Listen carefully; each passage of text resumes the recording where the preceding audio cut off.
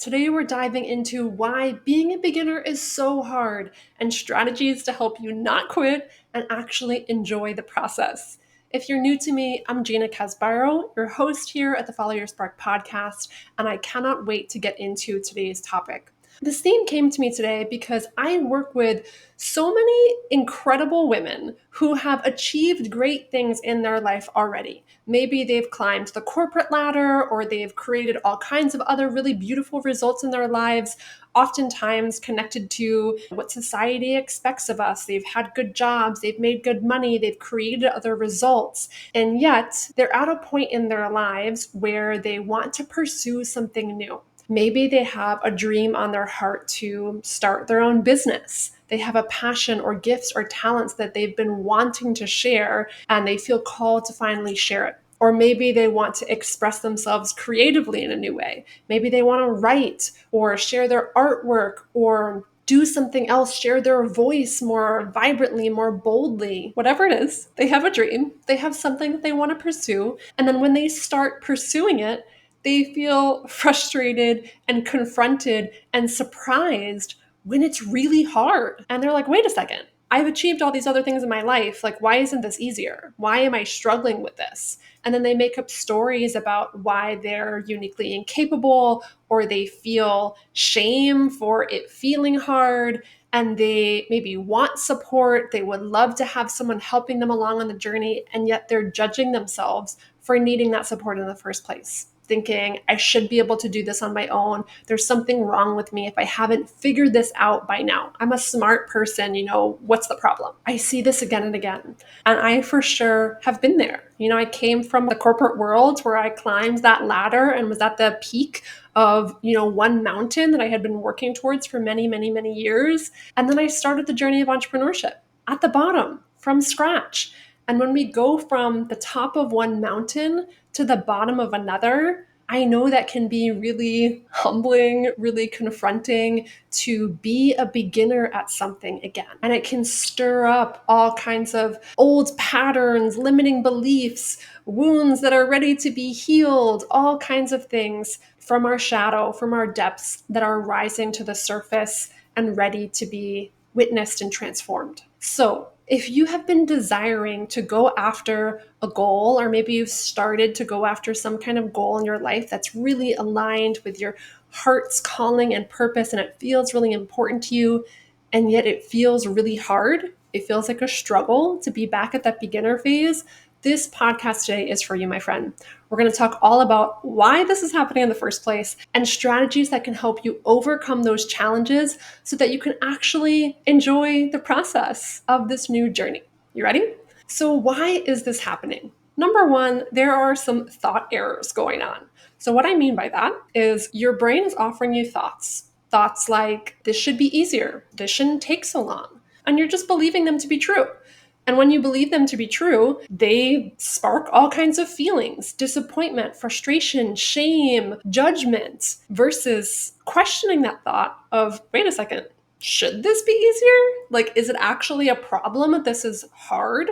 Has anything gone wrong if this is challenging? What if you adopted the belief that, yeah, being a beginner is going to feel hard sometimes? It's going to feel challenging sometimes. It's okay that it's taking me time to learn this. I'm willing to go along for this journey. There's all other kinds of thoughts you could be thinking versus the ones that your brain is just offering you. And your brain is offering these thoughts to you for a number of reasons. One of them is because our primitive brain is designed to keep us safe. And one of the ways it can do that is to keep you playing small. So if it convinces you that this should be easier, you should have figured this out by now, maybe you should just quit, it's like the devil on your ear whispering these things to you, trying to have you just let it go and stay in the safe and known and familiar of what is your life right now, versus beginning to question that devil on one shoulder that's trying to tell you to quit and that you should have figured it out and you're broken because you need help, versus activating the angel on the other shoulder and activating that energy that is going to raise your vibration to a state of courage, to a state of belief, to a state of possibility, which we'll get into how to do that in a moment. But let me dial it back to, again, why is this happening? So like I said, one is that there's thought errors going on in your brain, thoughts that your brain is just offering you that are telling you it should be easy when really maybe it shouldn't. Another is that this is the way that the primitive brain works. It tries to keep us safe. It tries to keep us playing small. It tries to keep us not going after big, uncertain, unknown goals. Another thing that's often happening is that you're measuring your success against these societal expectations and looking for validation externally versus internally. So if you've internalized the belief that this amount of money equals success, this is what a professional job should look like, this is what my life should look like at this particular age, whatever it is that you've adopted or internalized these societal beliefs of what it means to be worthy, what it means to be enough, what it means to be a productive member of society. If there comes a moment where you're living against those societal constructs and beliefs, there's going to be tension. There's going to be friction. There's going to be emotions that come up because we feel like we're not living up to those external expectations. So that can make it very hard to be a beginner, because that might mean, again, you've reached one mountain peak. We don't want to go down to a non-mountain peak. We don't want to go down to base level. Why would we do that? We've reached the top of the mountain. Shouldn't it just be up and up and up and up and up from here? Our brain is telling us, maybe, maybe not. So those are some reasons why this is happening in the first place, why it feels so hard to be a beginner sometimes. So how do you combat this? What I find is the solution is to learn to find the feelings of confidence, safety, and sufficiency internally instead of needing that external validation. Discover and define what you truly want, separate from what you think society expects of you, and then develop the courage to pursue your actual goals and dreams while learning to enjoy your life right now and feel proud of yourself and enough in this moment. So, how do you do that? Number one, you clarify your why. That can look like spending time asking yourself why this goal or dream matters to you in the first place. So if you want to become an entrepreneur and start your own business, why? Why is it important to you to share these gifts with the world? What impact do you think that will have on you and on the people that you're here to serve? Why does it matter to you to express yourself creatively in a new way? Why does it matter to actually share that with other people and allow yourself to be seen, even if that means risking rejection, risking people not understanding or not liking what you have to say? Why is that worth it? Who will you become in the process of that journey that would change your life for the better? So again, spending time clarifying that why is so important and can give you the fuel that you need to keep going throughout the hard times. Number two is to define what success means to you. So to really spend time examining both what are the programs that you think define success, the societal conditioning, write that out, and then see, do you agree with those things? Are those the metrics of success that you want to hold for your life? If not, what does success actually mean to you? Maybe success means pursuing your heart's calling, even if that means earning less money. Maybe success means sharing your work imperfectly and allowing yourself to grow and be seen and experiment and put yourself out there, even if people don't like it, even if people don't understand it. Maybe success means taking inspired actions every single day versus a death grip and attachment to what are the results produced and the time frame that you feel like you need those results in. So again, you get to define what success means and looks like to you, both over the long term as well as in the day to day. Because if you define your success only by these external metrics, how much money you're making, how many clients you're creating, how many likes you get on social media, the feedback that you get, all these external factors, your joy, satisfaction, fulfillment is always going to be connected to something external. And you're always going to be at the whim of all of these things.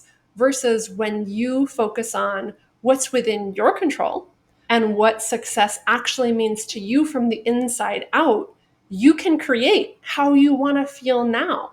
And when you imagine success, think about, what does success actually feel like? What does it feel like somatically in your body? How would you describe that feeling of success? What would you be thinking if you felt successful? Maybe you'd be thinking, I'm doing a great job at life. I'm really proud of myself. I'm proud of the skills I'm sharing. I'm proud of the gifts I'm sharing. Whatever it is, you can actually cultivate that now in this moment without needing something external to happen at a future date. And that is so beneficial to actually feel the way that you want to feel every day of your life versus waiting until you reach the peak of the next mountain. The third practice is about choosing what feelings you are willing to feel and what feelings you are willing to cultivate.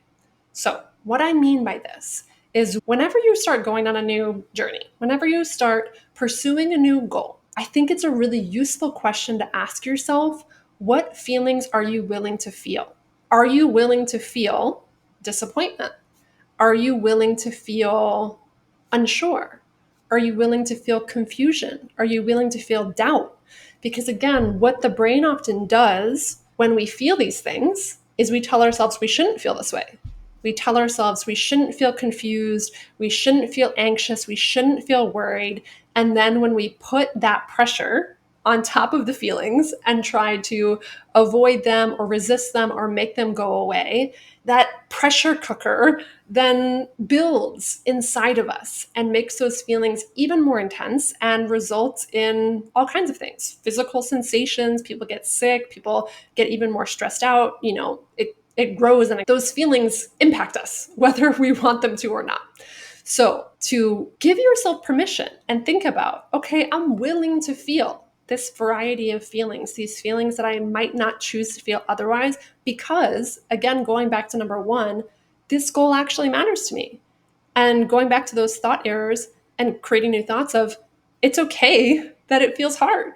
It's okay that it's challenging. I'm willing to feel these feelings. And the second part of this question are, what are the feelings that you're willing to cultivate?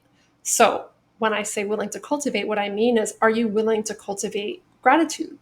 Are you willing to cultivate the feeling of pride? Are you willing to cultivate resourcefulness?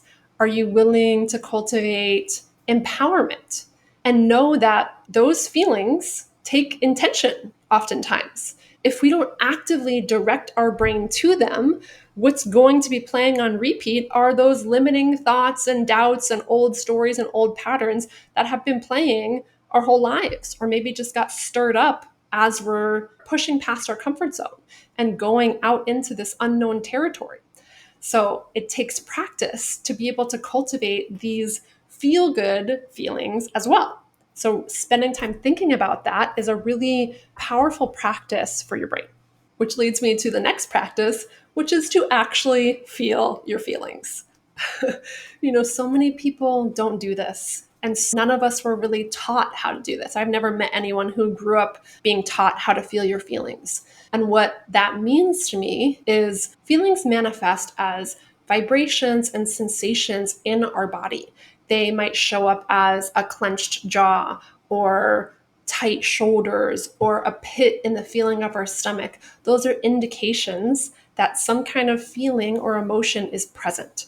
And what happens is people will often look for a quick fix to alleviate that feeling because it's uncomfortable and we'd rather not feel it. So we might try to distract ourselves by watching TV or drinking or smoking or even exercising or meditating or doing something that most people would think like, oh, that's a good practice to do, so I'll feel better. And if you're approaching it from a place of doing it to alleviate feelings or masking feelings, it often is not going to get to the root of what's going on in your body. It's not going to alleviate that source of discomfort because those limiting thoughts are just going to come back up again. And every time you deny them or tell yourself you shouldn't be thinking that or you shouldn't be feeling that way, they're still simmering under the surface, no matter how much meditation that you might do. So, what it means to actually feel your feelings is to notice when your body is feeling some kind of discomfort or you're feeling some kind of emotion build up. And can you take a couple deep breaths and allow yourself to simply feel what you're feeling? You can even say in your mind or write down on the journal of, okay, this is what I feel in my body, these physical sensations. And then explore and ask yourself, what am I thinking about right now that might be triggering this emotion? So, am I thinking that, man, this is taking so long and it shouldn't be taking this long? I'm such a failure for not figuring this out by now. I can't believe I need help with this. Like, I should be smarter than this. Noticing those thoughts, witnessing all of them as much as possible without judgment, and seeing if you can just take a couple deep breaths with them. That's what I mean by feeling your feelings. You can place your hand on your heart and even ask yourself, what am I feeling in this moment? Oftentimes, people who don't ask themselves have a lot of trouble even articulating this of, okay, I feel frustrated. And then if you go a level deeper, you might discover there's some sadness there, or there's some shame there, or something else is underneath the surface. So being able to breathe, explore, witness, meet yourself with a friendliness instead of avoiding whatever it is that you're experiencing. And the next practice is something that I call a phoenix mindset.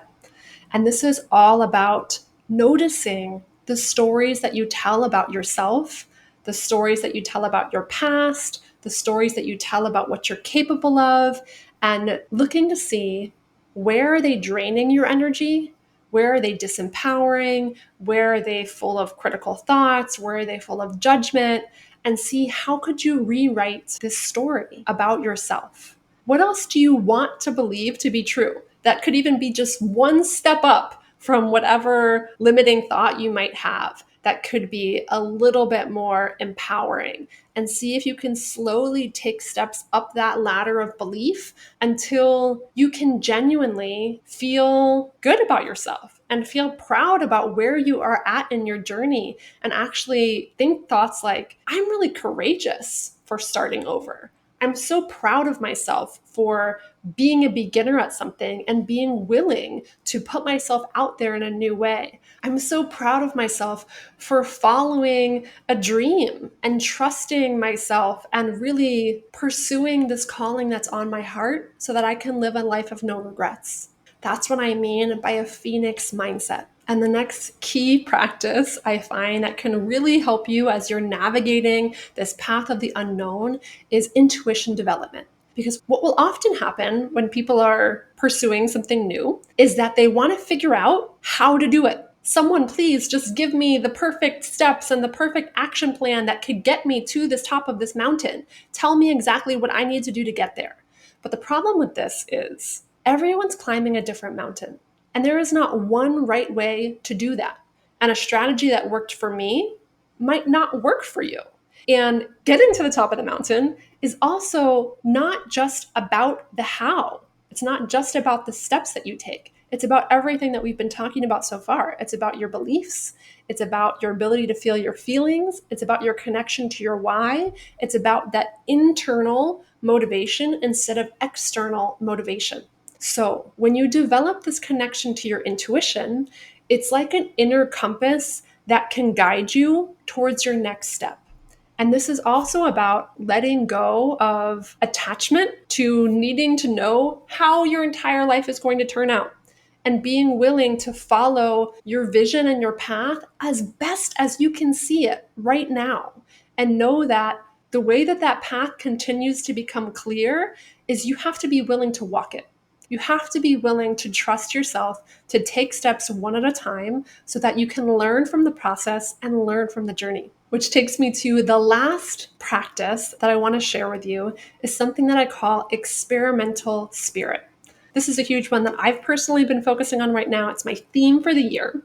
What experimental spirit means to me is, if you could imagine like a scientist or an inventor, someone who's trying to figure something out, what do? First, they hypothesize. They make their best guess of, okay, I think that if I mix these ingredients together, then I might create the alchemical reaction that is the one that I'm aiming for. So they make their best hypothesis and then they do it. They execute that hypothesis. They take those inspired actions, both from their logical mind as well as their intuition, and then they see what happens. They evaluate, they make notes, maybe they make drawings in their journal. They see what worked, what didn't. Oh, maybe I put too much of this ingredient or not enough of this ingredient, or it turned blue when I really wanted it to turn green and, it wasn't quite right. So they evaluate.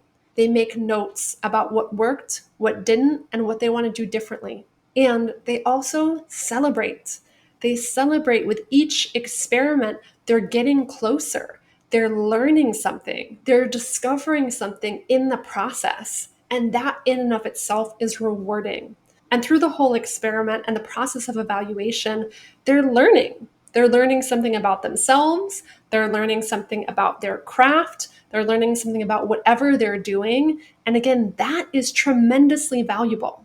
It's not just about reaching the final result. Another thing that's coming to my mind right now is how often in experiments people discover something that wasn't even what they were aiming for, and yet it was some other breakthrough. Because the process of implementing and evaluating and learning often creates catalysts that we weren't even expecting. It creates breakthroughs in other areas of our life that we weren't even aiming for, and yet were exactly what we needed. So it's about the process, it's about the journey. It's not just about, did I get where I thought or wanted to get? So those are the tools and practices that I really want to share with you today. And these are exactly the same skills and practices I work with my one-on-one coaching clients. So if you've had that thought also of, I shouldn't need any help, I should be smarter than this, I should be better than this, again, examine that thought and ask yourself, is this thought helping me? Is this thought serving me? Does this thought make me feel good or better about myself? Does it make me get to my end result or goal any quicker or faster? If that thought is not serving you, ask yourself what else could be true. Could it be true that it's perfectly natural and normal to desire support, to be able to have someone who can help you along the journey, someone who's been there before, someone who can help you see things from a different perspective? Why is that incredibly valuable? And why does that mean nothing negative about yourself? Why is it actually a positive thing if you choose to invest in yourself, if you choose to surround yourself with other people who can support your journey? How is that actually incredibly valuable? And how is it actually a mark of courage to ask for support and get the support that you need? And what do you think the impact would be if you did? Those are some questions to ask yourself. And if you're craving support and want to explore what that could even look like and what the impact might be to help you reach whatever goals you're trying to reach, I offer free clarity calls where we can explore exactly that. So if you want to talk and connect and talk about what dream is on your heart and see what are the challenges or obstacles that are getting in your way and how you could overcome them, go to ginacasbarro.com/clarity call and let's talk about it. Because again, it is not a mark that you are broken or inferior or incapable if you want support. So many successful people attribute that. Having community, having mentors, surrounding themselves with people who helped them elevate their own mindset as one of the most transformational and important tools and ways that they grew and expanded themselves. So this is something that all incredible leaders often do, is surrounding themselves with support of all kinds, of all levels. So if you are curious what that can look like for you, let's talk. And I want to wrap this up by also exploring what is possible if you let go of this story that things should be easier, I'm failing if I haven't created the results fast enough, and you actually learn these skills of clarifying your why, feeling really connected to that vision, learning to feel your feelings, developing this phoenix mindset, taking inspired actions along the way, trusting your intuition, learning to evaluate. What's possible if you learn those skills? Well, for one, it just feels a lot better if you're not constantly judging yourself and shaming yourself for going too slow or not getting it right or not figuring it out by now. It's just a much more enjoyable experience to not be telling yourself that all day long. For what? And then you also get to feel proud of yourself now. You don't have to wait until some future date where you've climbed the next mountain. You get to feel proud of yourself every step of the way. As you're climbing that mountain, you get to believe, wow, I am so strong for taking one more step today.